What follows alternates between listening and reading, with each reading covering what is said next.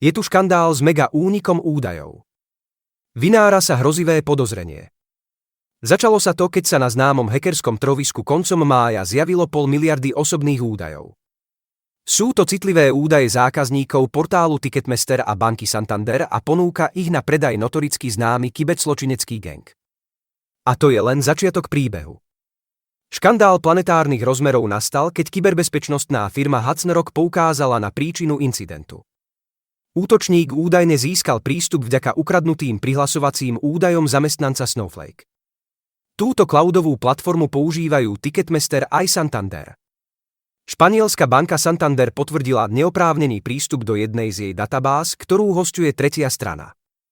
Hackeri získali prístup k zákazníckym údajom aj informácie o všetkých súčasných a niektorých bývalých zamestnancoch. Cloudovú platformu Snowflake využíva vyše 9000 zákazníkov vrátane Adobe, AT&T, Capital One, HP, Kraft Heinz, Mastercard, Micron, NBC Universal, Nielsen, Novartis, Okta, PepsiCo, Siemens, US Foods, Western Union či Yamaha.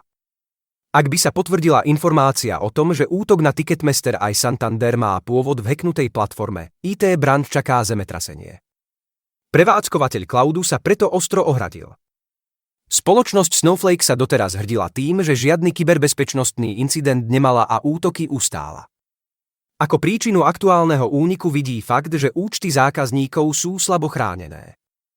Snowflake napadol aj správu spoločnosti Hudson Rock, tá ju následne stiahla a na otázky médií nereaguje. Ďalšia kyberbezpečnostná spoločnosť však potvrdila, že v ostatných týždňoch pomáhala viacerým zákazníkom Snowflake, ktorí boli kompromitovaní.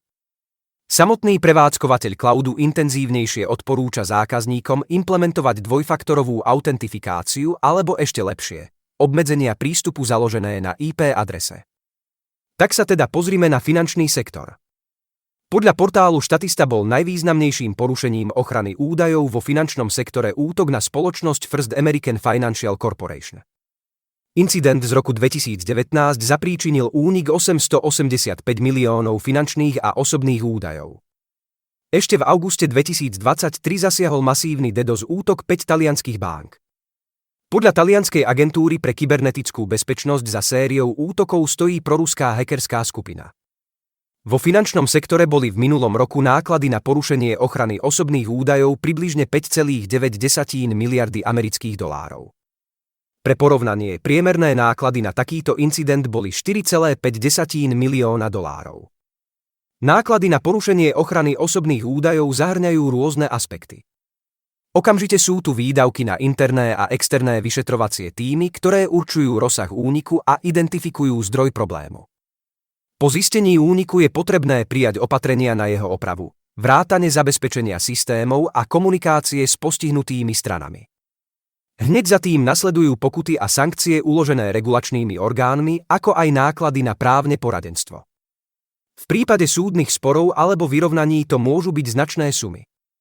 Až katastrofickými môžu byť strata príjmov a odliv zákazníkov. A samozrejme nasledujú nevyhnutné náklady na implementáciu nových technológií a na obnovu reputácie. Lebo samostatná kapitola je ochrana občanov Európskej únie podľa nariadenia na ochranu osobných údajov. Nariadenie GDPR hovorí, že každá osoba, ktorá utrpela majetkovú alebo nemajetkovú újmu v dôsledku porušenia tohto nariadenia, má právo na náhradu utrpenej škody od prevádzkovateľa alebo sprostredkovateľa. Ak teda príde k zverejneniu osobných údajov na internete, vyplývala z toho dočasná strata kontroly nad údajmi. To by mohlo spôsobiť dotknutým osobám nemajetkovú újmu v zmysle spomínaného nariadenia. Dotknuté osoby musia len preukázať, že skutočne utrpeli takúto újmu, hoci aj minimálno. Zjednodušene, ak vašej banke či poisťovni uniknú údaje a vy utrpíte na základe toho újmu, máte právo na náhradu škody. Predstava stoviek sťažovateľov je pre finančné inštitúcie nočnou morou bez ohľadu na to, aké dobré poistenie rizík majú. Pozrime sa však ďalej.